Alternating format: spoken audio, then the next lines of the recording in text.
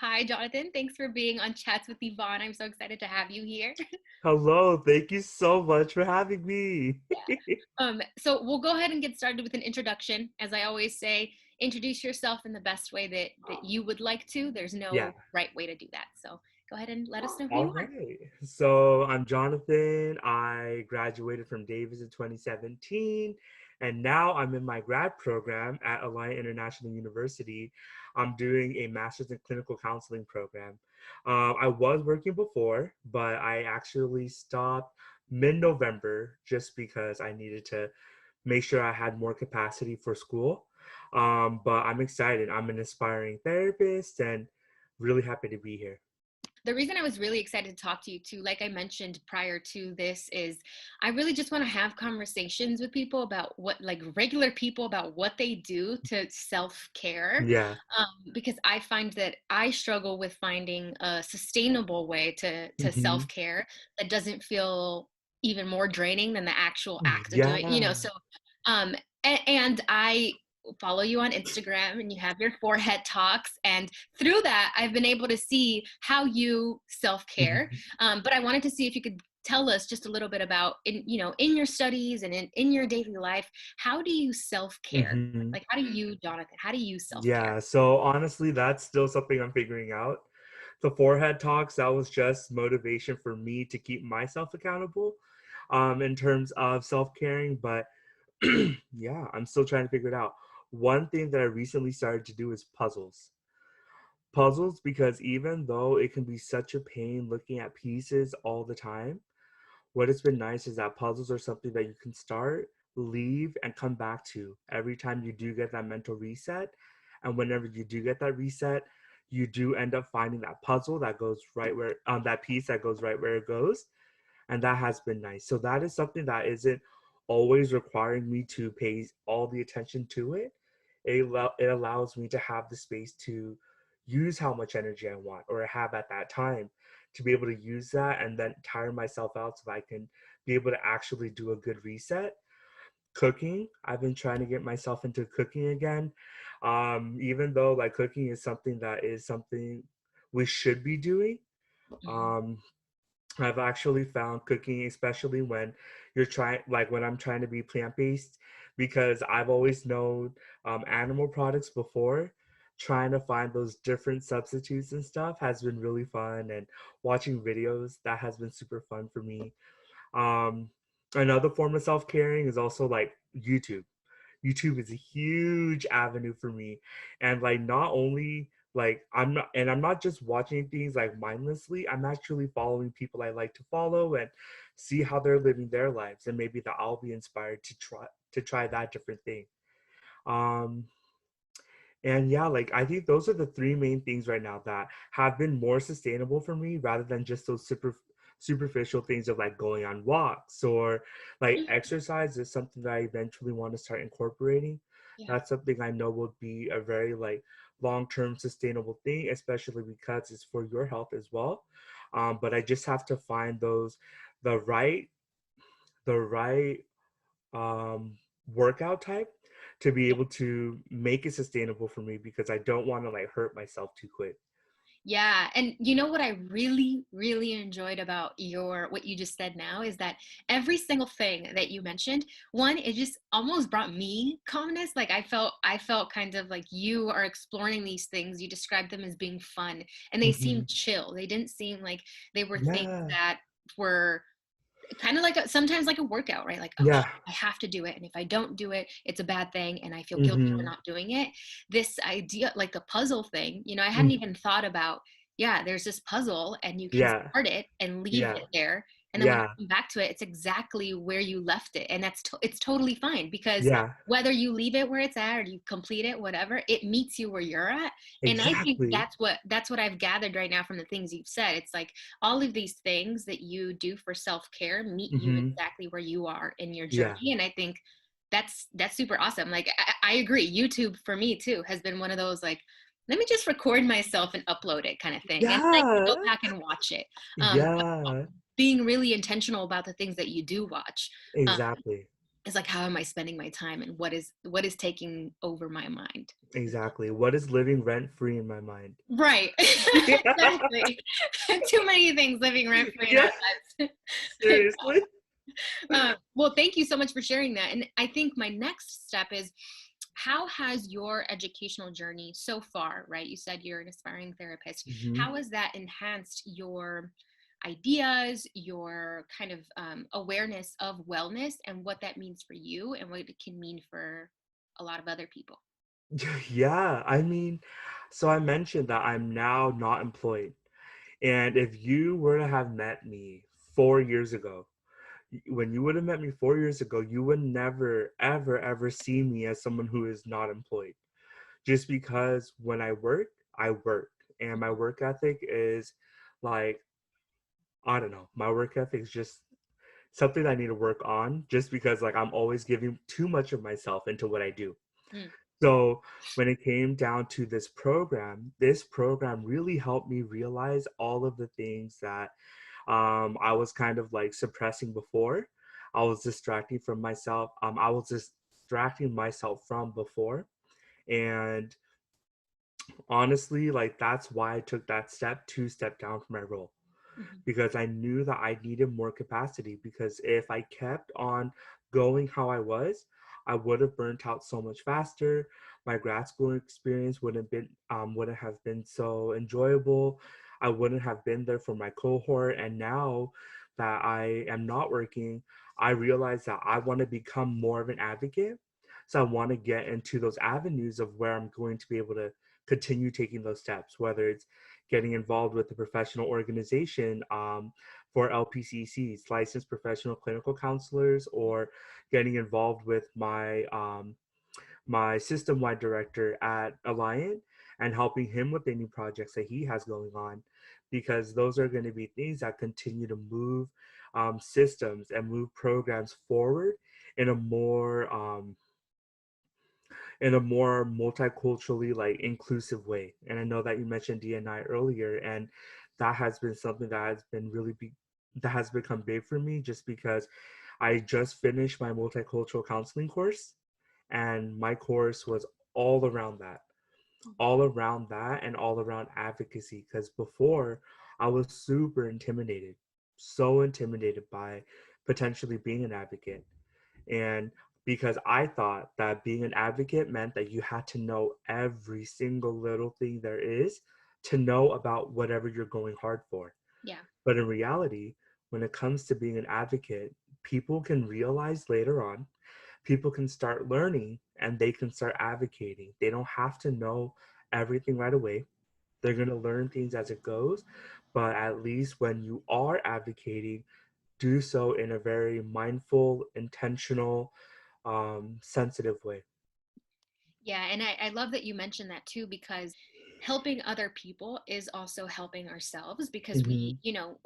sometimes one it's hard to ask for help, but then Yeah, when we start to realize that other people are just into helping us out as much as we are into helping other people out, I yeah. think that contributes to our well-being too, and being Hmm. able to say, I'm here for you, and I don't know exactly how to be here for you, but I am, and Yeah, I will be, yeah. or I have the capacity to be here for you.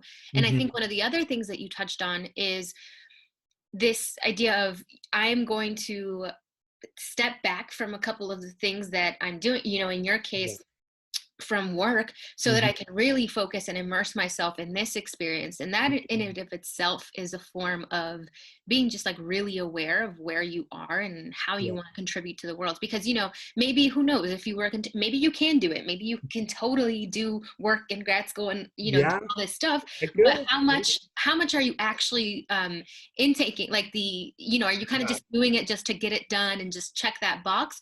Um, Exactly. or are you immersing yourself in it so that you don't do yourself or the people that eventually you'll see Hmm. a disservice? Exactly. Like one more point on this topic is that, um, you know what? I totally forgot it. Never mind. Hey, if it comes back to you, If it'll it come comes back back, to I'll you. come back. Yeah. Yeah, totally fine. um and so, as I mentioned kind of in the beginning, Hmm. I really enjoy your forehead talks. I think, like, I just think that that's, I don't know. And if no one if no one knows what his forehead talks are, it's literally like I see his forehead and his eyes, and he's talking to us, and he tells us, whether after a walk or maybe even before a walk, but it's kind of just your thoughts, your whatever you're thinking about. And I Yeah. really love seeing those. So, and sometimes let me tell you all, they're like at freaking 5, 6 in the morning, and I'm like, how is this? How is he doing this? But in one of them, I think you mentioned like you just have to make time for it. Mhm. Um, and I've struggled with just the whole change, like working from home. You don't. Mhm. I mean, I have a set schedule. I work from 9 to 5, and then I do Yeah. this. But it's like, what do I do before starting work? What do I do after work? And Mhm. it's been harder for me to maintain a schedule around my personal time. Mhm. For example, I wanted to wake up early today, and Yeah. early today was like 7 a.m. for me. I was like, I'll Yeah. wake up at 7 a.m. and I'll take my time. But I ended up waking up at 8. Yeah. Which is it's fine. I got an extra hour of sleep. We all need rest. But how do you really like prioritize making that Mhm. time? Because now it's like it's 12 right now where we're Yeah. talking right now. And Yeah.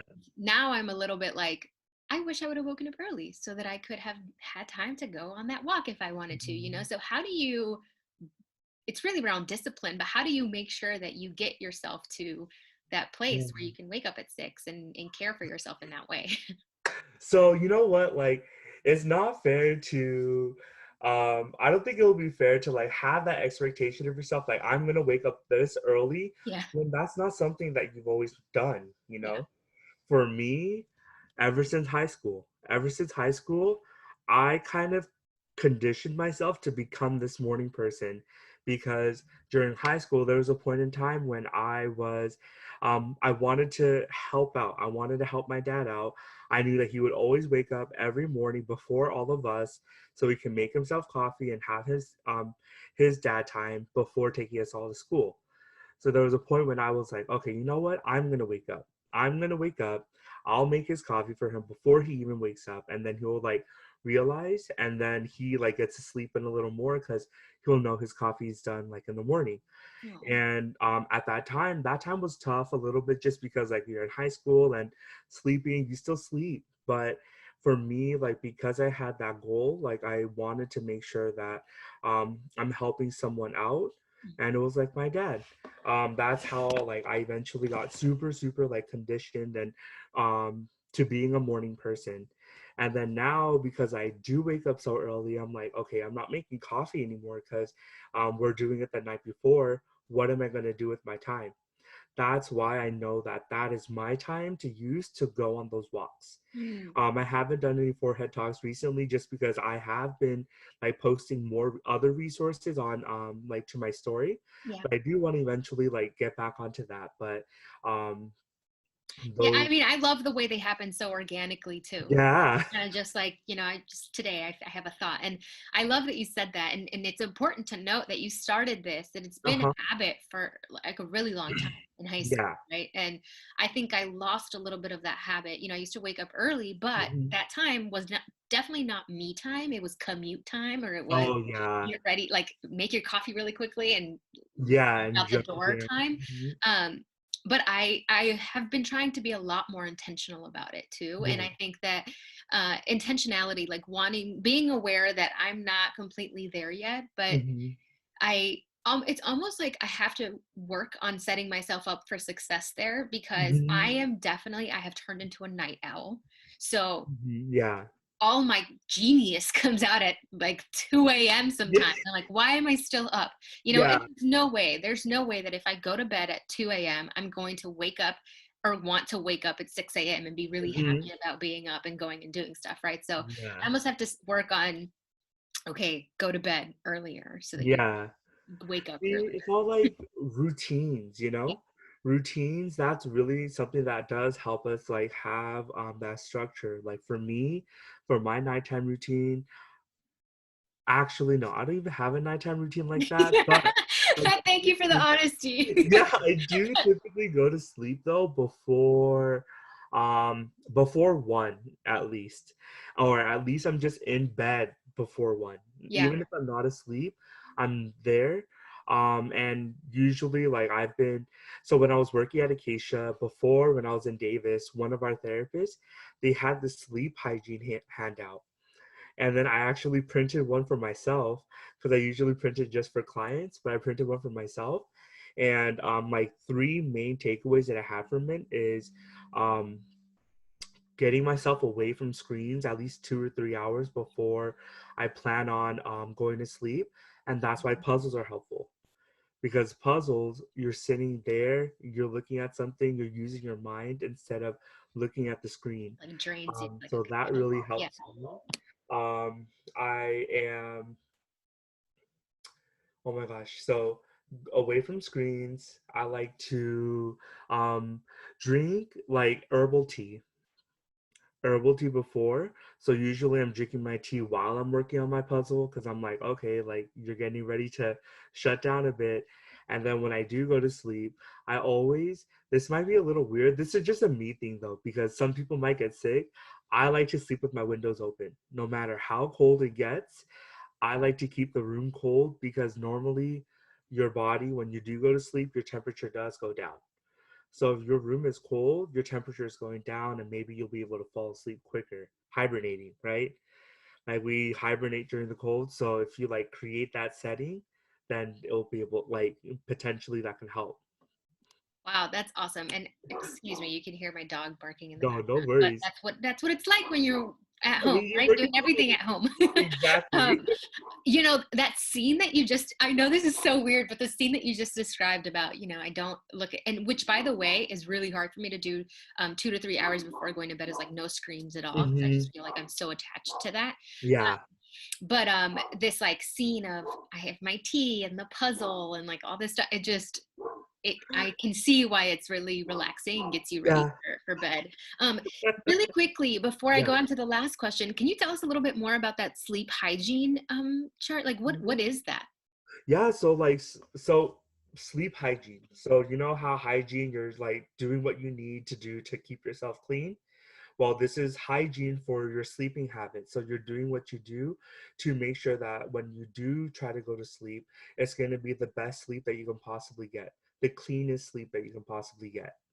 Nice. Yeah. That would, yeah, I definitely, I'll have to look into that because one of the things that I struggled for a bit was just getting rest at night. Like I would Mhm. sleep, but in my Yeah. body, I felt like I wasn't really resting because I would wake up just really tired. So, Yeah. and I hadn't heard about that. I hadn't heard about sleep hygiene. Yeah. I mean, I'll try to find, like, so the one that I had from that therapist, I don't, that physical copy is up in Fresno, Mhm. but I'll try to find one online. There's a lot of resources out there, you know. I'll Okay. try to Yeah. find Yeah. one online, and Totally. if I do, I'll forward it over to you. Cool. Thank you. And then I'll share it with the rest of everyone else that's watching this. Sweet. Um, cool. And then my last question before we head off. Mhm. How do you define wellness? If you have to do it in one word, in a sentence, in a couple sentences, how do you define what is wellness? Wellness is wellness is everything.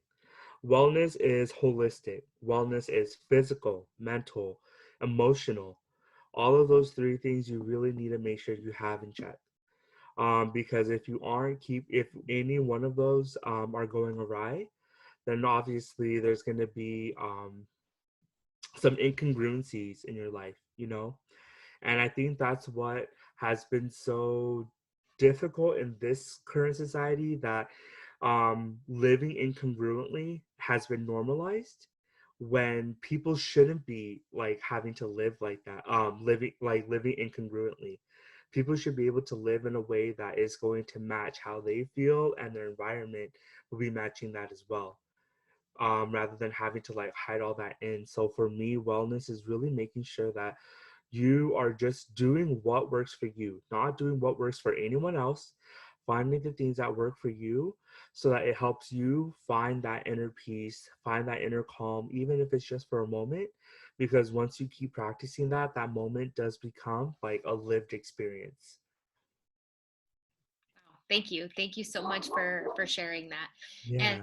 And um, I just want to thank you so much for hopping on Chats with Yvonne. Again, I wanted this conversation to be just talking through a couple of things that people do, because Yeah. I find myself kind of struggling to figure out what works for me. And so hearing about the things that work for you today, I think is going to be really beneficial for a lot of people. So thank you so much for joining me. Of course, this was so much fun. Thank you so much for having me. Really quickly, Yeah. we just kind of talked about uh, reshuffling kind of priorities, right? And we said maybe right now a lot of me time depends on what I have to do for work or what I have to do for Mhm. school or all of my other priorities, and so Mhm. it comes second to it. But what would happen if I said, okay, work and school and all of that revolves around when I have me time, so Mhm. rather than it being the other way around. And Jonathan shared something with us right now that I would love for him to repeat, because I think it was so Yeah. insightful.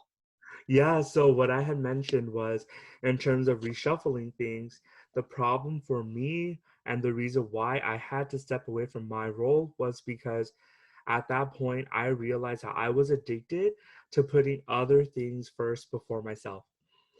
And now that I remove those different factors and I'm doing things that are for me, like grad school, because of that, like that is something where I finally have the capacity to start reprioritizing my things and start prioritizing myself and making sure my things are resolving around me rather than me revolving around everything else. So like addiction can be so many different ways. It doesn't have to be to substances. It doesn't have to be to like the screen.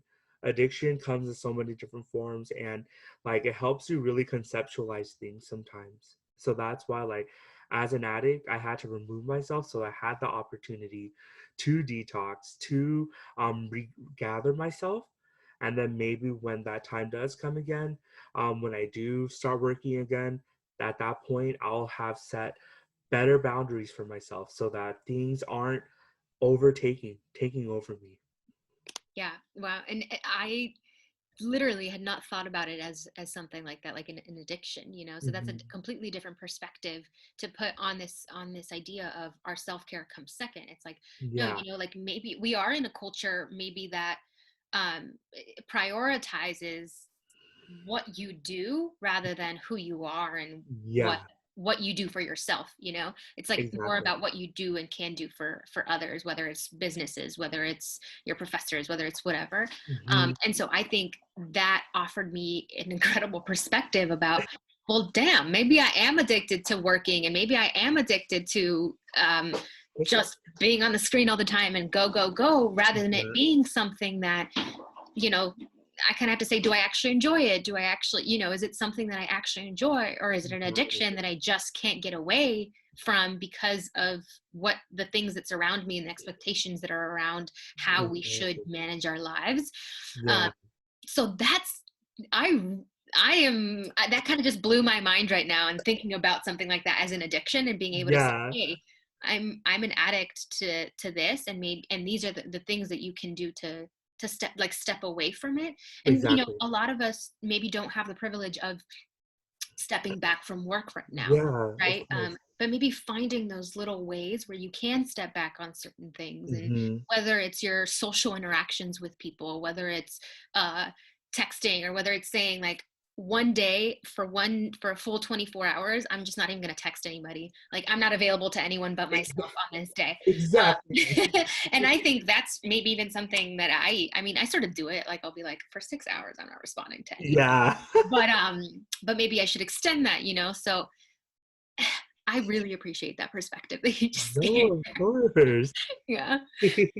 All right, well, this time, for reals, thank you so much. That was awesome. Yes.